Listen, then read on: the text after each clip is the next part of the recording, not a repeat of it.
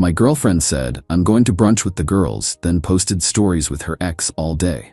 When I asked about it, she said, you're being controlling, he's part of the friend group now. I didn't argue. That night, I packed my bags and left. Now I, 28 male, have been with Jessica, 26, for 3 years. We moved in together 18 months ago, split everything 50-50 on a 2-bedroom in downtown. I thought we were solid. 2 weeks ago, Saturday morning, Jessica's getting ready, doing that thing where she tries on 3 outfits but ends up wearing the first one. Says she's meeting the girls for bottomless mimosas. Cool. I had plans to catch up on work anyway. Noon rolls around.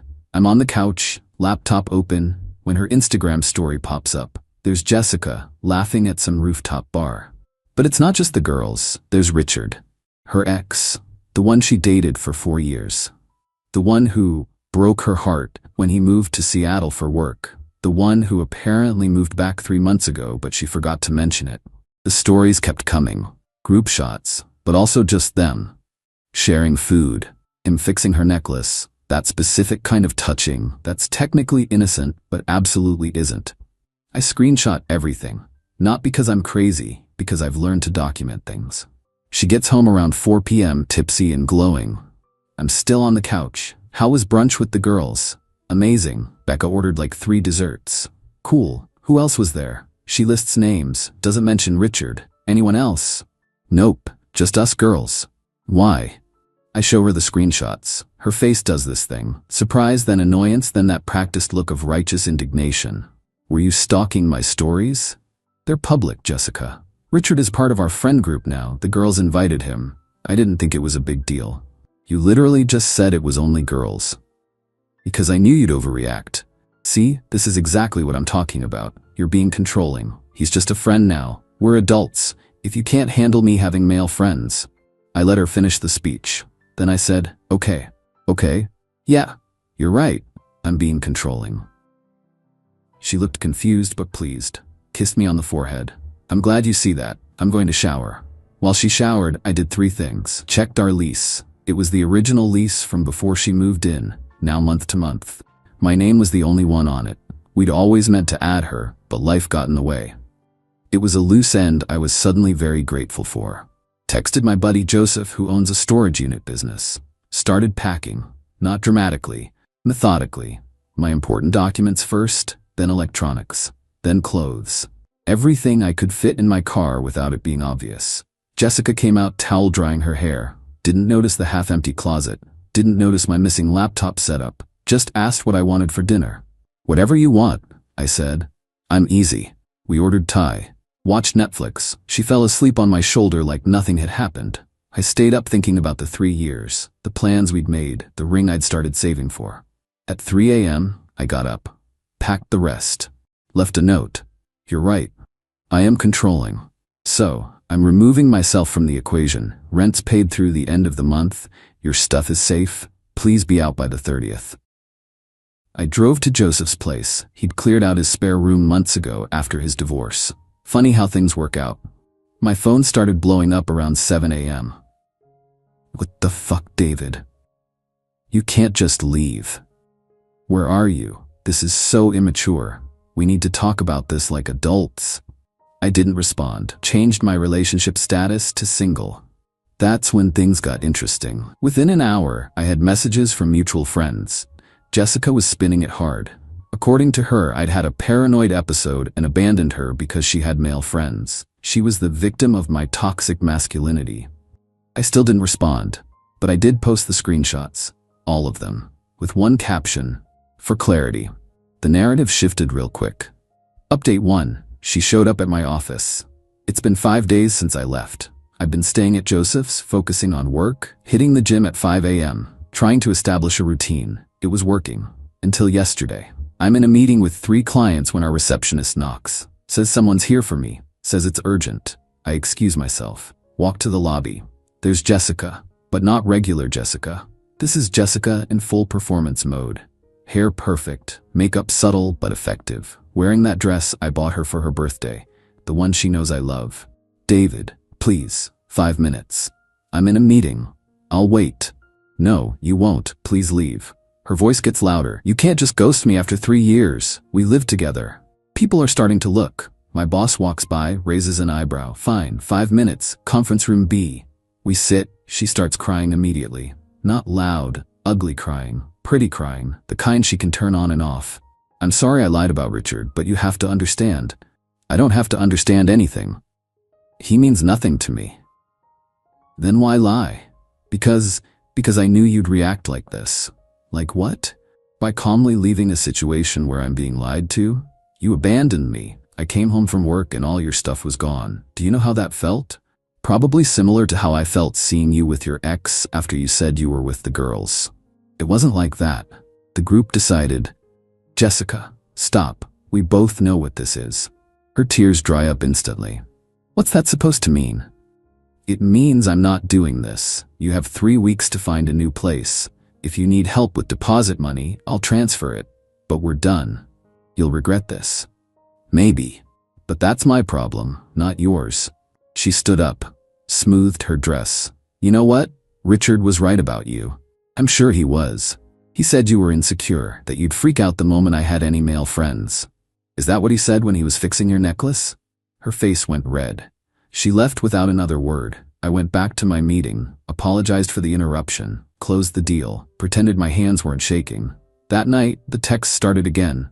But not from Jessica. From Richard. Richard, hey man, heard you and Jessica split. That's rough. If you want to talk, I'm here.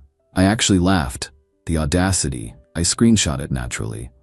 I know things look bad, but nothing happened. We're just friends. She loves you, dude. Don't throw it away over jealousy. You there? I finally responded. If you're really just friends, you won't mind if I send these messages to your girlfriend? See, I did some digging. Richard isn't single. He's been dating some girl named Barbara for 8 months. Her Instagram is full of them, cute couples stuff. No mention of him hanging out with his ex, Richard. What girlfriend? Me. Barbara? Tall brunette? Yoga instructor? Ring any bells? Read receipts on. No response. 20 minutes later, Jessica calls 15 times in a row. I let it go to voicemail. The one she leaves is enlightening. You fucking asshole. You had no right to contact Richard. You're ruining his life over nothing. We were just friends. But clearly you're too pathetic and insecure to understand that men and women can be platonic. I feel sorry for whatever girl ends up with you next. She'll have to deal with your trust issues and paranoia. I'm done trying to save us. Stay away from me and my friends. Her friends, including the ex she was just friends with, who apparently has a girlfriend he forgot to mention. I forwarded the voicemail to my lawyer buddy, just in case. Update 2, the lease situation got complicated. Remember how I said only my name was on the lease? Well, Jessica found a loophole. Got a call from my landlord yesterday. Jessica contacted him, claiming she's been paying half the rent for 18 months, and that establishes tenancy rights. He called to give me a heads up, said his hands were tied, and he couldn't take sides. But he did say, in our state, that means you can't just kick her out. You have to formally evict, which takes 30 to 90 days. She's talking about getting mail there to prove residency. It's getting messy. You should protect yourself. He was right. Jessica was digging in. To prove her tenancy, she'd have to show proof of payment. I knew she'd use Venmo. I opened the app, my heart pounding. I have access to our entire transaction history. I scrolled back, and there it was. Mixed in with 18 months of rent and utilities were some interesting transactions she'd sent to Richard. For last night, $200. B-Day surprise for R, $150. Wine for the weekend, $100. All dated within the last 3 months. All during times she was supposedly working late or at her sister's. I did what I do best. I documented. I compiled everything into a neat little spreadsheet. Dates, times, claimed locations versus actual locations, money spent, lies told. Then I waited. This morning, Jessica's mom called. We always got along well. She's good people. Taught elementary school for 30 years. Doesn't bullshit. David, I'm not calling to take sides, but I need to know, is Jessica safe? Of course she's safe. Why wouldn't she be safe? She's been telling people you're stalking her. That you hacked her accounts. That she's scared. I see. I don't believe her for what it's worth.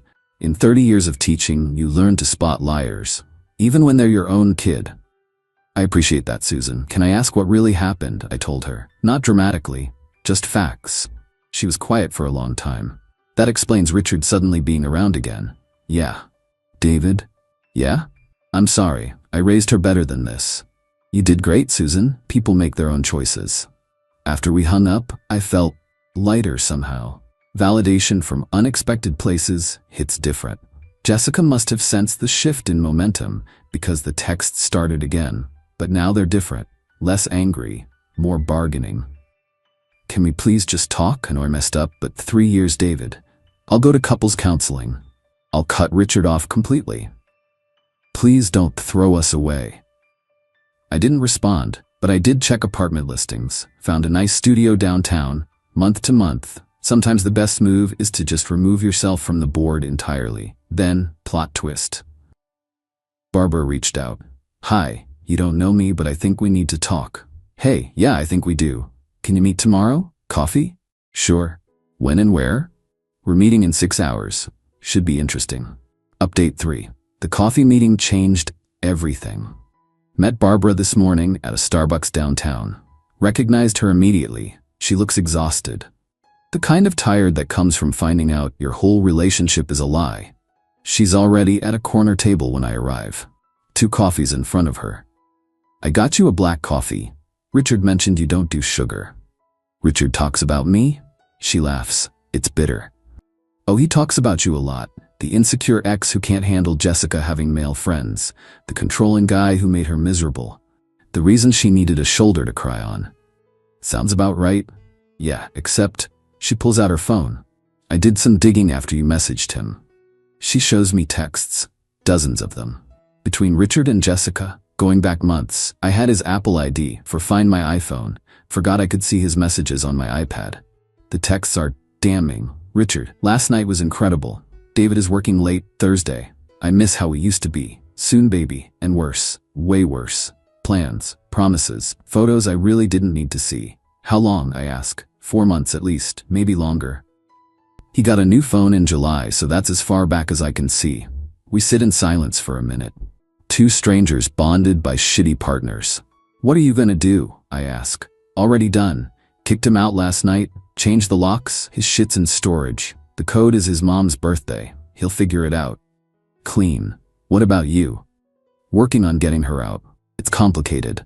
She nods, then slides a flash drive across the table. Everything's on there. Screenshots of the texts, the dates, the times. My lawyer said it's all solid if you need it.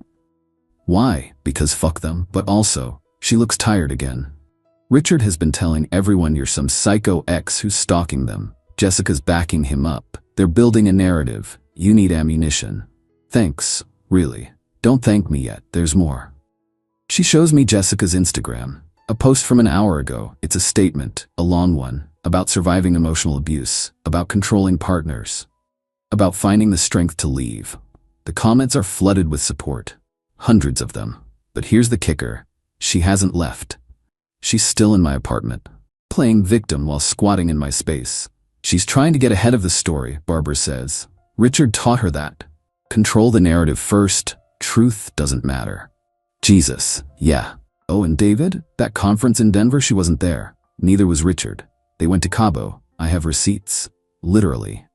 Richard saved them for his expense reports. We talked for another hour.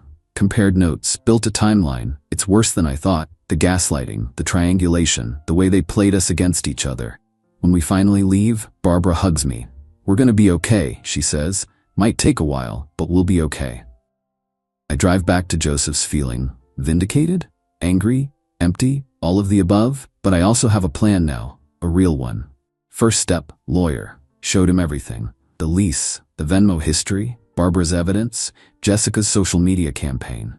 His response, oh, this is good. This is really good. He explained that a standard eviction is slow, but Jessica's public posts changed the game. We can't get an immediate eviction, but we can file for an emergency order to vacate. She's publicly claiming you're an abuser while simultaneously refusing to leave your shared and legally your domicile. That creates a legally hostile and untenable situation. A judge will see that.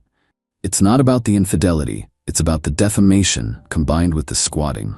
How long? The hearing for the order will be scheduled within days. With this, we have a strong case, and David, start documenting everything. Every interaction, every post, every witness. She's escalating. People who lie this easily don't stop. He was right. By the time I got back to Joseph's, Jessica had posted again. This time, a photo of her at her apartment, my apartment, a selfie, talking about reclaiming her space and not being driven from her home by an abuser. The comments are getting wilder, people offering to come protect her. Others sharing their own survival stories. Then I noticed something. A small detail, but everything is in the details. In the background of her selfie, on the counter.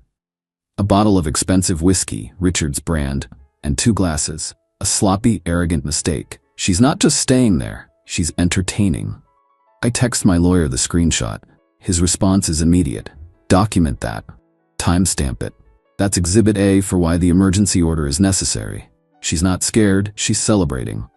So here I am. It's 2 a.m. I'm in Joseph's spare room typing this out because I can't sleep, and I need to tell someone, anyone, how insane this has gotten. 3 weeks ago, I thought I was going to marry this woman. Now I'm building a legal case against her while she turns me into social media's villain of the week. But you know what the worst part is? I keep thinking about that morning. Before the brunch. When she was trying on outfits, laughing about something her sister texted, kissing me goodbye like it was any other Saturday. How do you fake that? How do you look someone in the eye, someone you've shared a bed with for 3 years, and just lie? Not even feel bad about it? I don't know. Maybe I'll never know. What I do know is this. In 12 hours, my lawyer files for the emergency hearing. Her little social media campaign is about to meet a court clerk, and every single person who's been commenting support on her posts is about to get a very different story. Because I'm done being quiet. Done taking the high road. Done pretending this is just a normal breakup. She wants to play victim? Fine, but victims don't usually have 4 months of affair evidence stacked against them.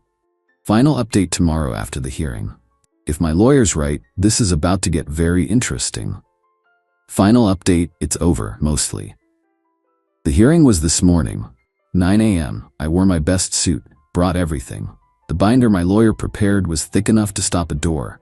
Jessica showed up 20 minutes late with Richard because of course she did. She wore all black, like she was in mourning, trying to project vulnerability. The judge was an older woman, no nonsense, the kind who's heard every possible story. My lawyer laid it out cleanly.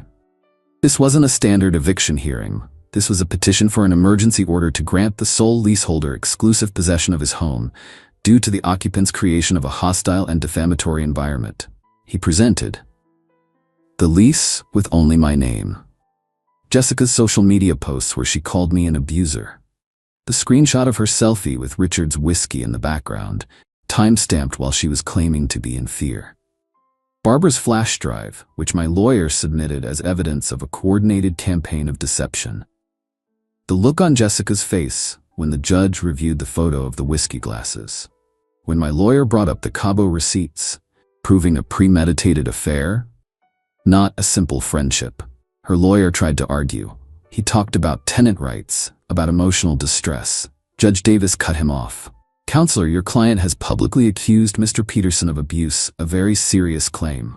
Yet she not only continues to reside in his home, she appears to be entertaining guests. She can't claim both to be a terrified victim and a comfortable tenant in the same breath. It undermines her credibility entirely.